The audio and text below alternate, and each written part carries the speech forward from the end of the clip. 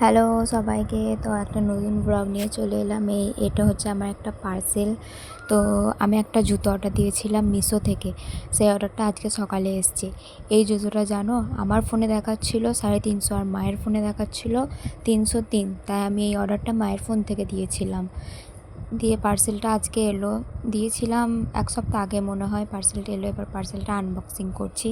একটা সাদা হিল আমি অফলাইনে কিনতে গিয়েছিলাম, কিন্তু তেমন ঠিক পছন্দ হচ্ছিল না আমার। এই যে সাদা হিলটা মানে কালারটা খুব সুন্দর এসছে, সাদা একদম ফিট সাদা। আমি ভাবিনি এতটা সুন্দর আসবে। ভালো লাগছে জুতোটা খুব, দেখতে পারো কোয়ালিটিটাও ভালো।